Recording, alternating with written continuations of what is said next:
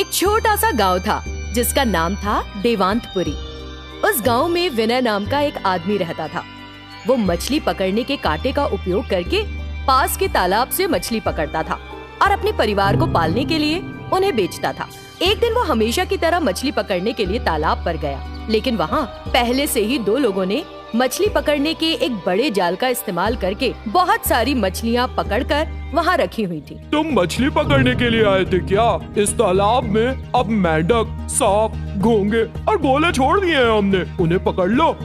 दोनों सभी पकड़ी हुई मछलियों को टोकरी में लेकर वहाँ से चले गए। तब विनय तालाब में मछली पकड़ने के कांटे को फेंककर काफी समय तक इंतजार करता रहा, लेकिन एक भी मछली नहीं पकड़ सका। इससे वो बहुत दुखी हुआ और घर वापस लौट गया। जब घर पहुंचा तो उसकी पत्नी ने पूछा, क्या हुआ जी, इतने उदास क्यों हो? विनय ने उसे बताया कि क्या हो गया।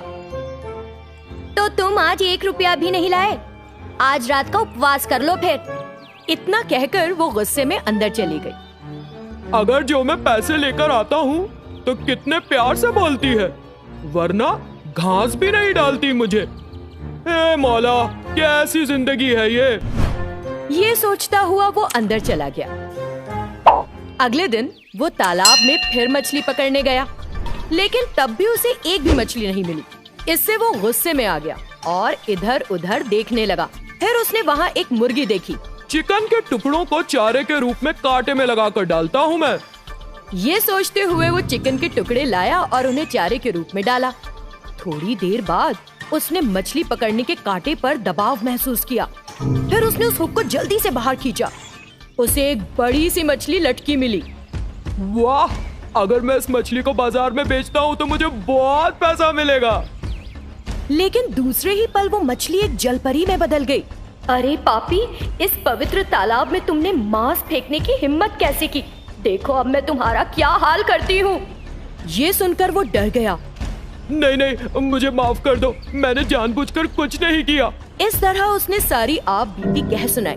मैं मछली बेचकर ही अपने परिवार का भरण पोषण करता रहा हूँ। हमारा परिवार बहुत गरीब है, तुमको तो हम पर दया करनी चाहिए। ठीक है, चिंता मत करो, मैं तुम्हारी परेशानी समझ गई हूँ। मैं करूँगी तुम्हारी मदद। तब उस जलपरी ने एक दूसरी विशालकाय मछली बनाई, जिसे देखकर वो हैरान रह गया। ये एक जादुई मछली है, जमीन पर भी रह सकती है। इसके अंदर सोने के सिक्के और हीरे हैं। तुम जब चाहो अंदर जा सकते हो और उन्हें निकाल सकते हो। ये सुनकर वो बहुत खुश हुआ। तुम्हारा धन्यवाद, मैं कैसे करूं? और उसने जलपरी के आगे हाथ जोड़े। फिर वो जलपरी गायब हो गई। विनय उस विशालकाय मछली को लेकर घर चला गया। उसने अपनी पत्नी को बताया कि तालाब पर क्या हुआ था। ये सुनकर वो हैरान रह गई। मैंने जो कहा वो सच है। यदि तुम्हें मेरी बातों पर विश्वास नहीं है ना, तो एक बार इस मछली के अंदर जाकर देखो।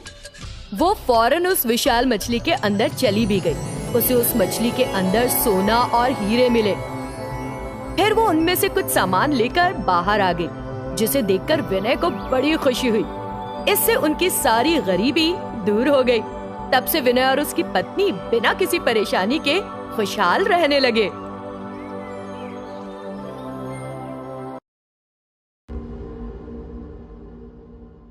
वो एक छोटा सा गांव था। उस गांव में विनोद और विहारी नाम के 2 दोस्त रहते थे। वे खेती की जमीन को पट्टे पर लेते थे और फसलों की खेती करते थे। इस तरह वे अपने भरण पोषण के लिए पैसा कमा रहे थे। एक दिन वे हमेशा की तरह एक साथ खेत पर जा रहे होते हैं। रास्ते में उन्हें एक पोटली पड़ी मिली। उन्होंने सोचा, इस पोटली में क्या हो सकता है, खोल कर देखें। उन्होंने उस पोटली के पास जाकर उसे खोला। उस पोटली में पैसा था। पैसा है, पैसा। फिर उन्होंने इधर उधर नजर दौड़ाई। वहाँ कोई नहीं था। यहाँ तो कोई नहीं है। हो सकता है कि कोई इसे यहाँ भूल गया। हाँ, ये सच है। हम इस पोटली का पैसा किसको दें? इस तरह वे सोचने लगे। फिर उन्होंने एक निर्णय लिया। हम इस धन को आपस में बराबर बांट लेते हैं। इस तरह उन्होंने उस पैसे को समान रूप से साझा किया।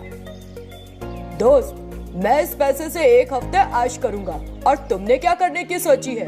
हम कब तक पट्टे पर जमीन लेकर खेती करते रहेंगे? अपना खुद का व्यवसाय शुरू करना बेहतर होगा। मैं इस पैसे से कोई धंधा शुरू करूंगा। तुम्हें अकल भी है दोस्त? इस जरा से पैसे से तुम कौन सा व्यवसाय शुरू कर सकोगे? फिल्म देख लो कोई। मैं समझदारी से बात कर रहा हूँ दोस्त। यदि हमारे पास सूझबूझ है तो हम इस थोड़े से पैसे से भी जुगाड़ लगाकर कोई धंधा शुरू कर सकते हैं। तुम ऐसा नहीं कर सकोगे। मेरी बात सुनो, इस पैसे को अपने शौक पर खर्च कर लो। मैं जा रहा हूँ। वो वहाँ से चला गया। अगले दिन जैसा विनोद ने सोचा था, उसने एक छोटा सा होटल शुरू कर लिया। उसने उस होटल के सामने खड़े होकर कहा, आओ सर, आओ भाई, हम बहुत स्वादिष्ट भोजन खिलाते हैं जो आपने कभी चखा भी नहीं होगा। आओ साहब, स्वागत है। इस तरह उसने लोगों को बुलाना शुरू कर दिया। तभी 2 आदमियों ने उसकी बात सुनी। स्वादिष्ट भोजन, इसमें क्या खास है?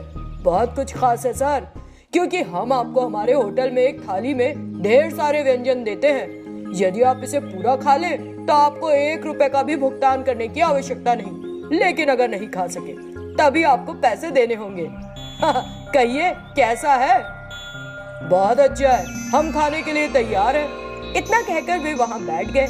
विनोद अंदर गया और एक बड़ी थाली में भोजन लाया और उन दोनों के सामने रखी।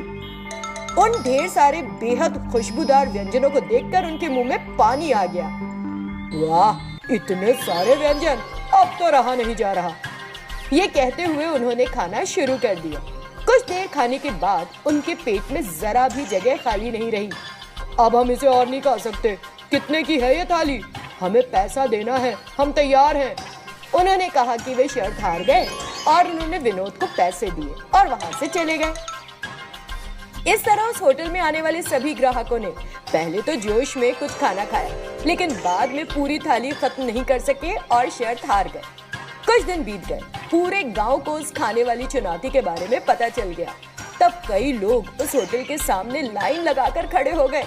इस तरह कई लोग वहां आए, लेकिन वे पूरा खाना नहीं खा सके। फिर उन्होंने पैसे दिए और बिना किसी शिकायत के वहां से चले गए। इस तरह विनोद ने बहुत पैसा कमाया और बहुत खुश हुआ। इस बारे में उसके दोस्त बिहारी को पता चला और उसने आकर विनोद से कहा, दोस्त, तुमने जो कहा था वो सच निकला। तुमने बड़ी चतुराई से सोचा और इस होटल को शुरू किया। तुमने साबित कर दिया कि हमारी सूझबूझ की ताकत हमारे शरीर की ताकत से बढ़कर है। मैंने तो सारा पैसा मूर्खता से खर्च कर दिया। तुम बहुत बुद्धिमान हो विनोद। इस तरह बिहारी ने विनोद की प्रशंसा की तो विनोद बड़ा खुश हुआ।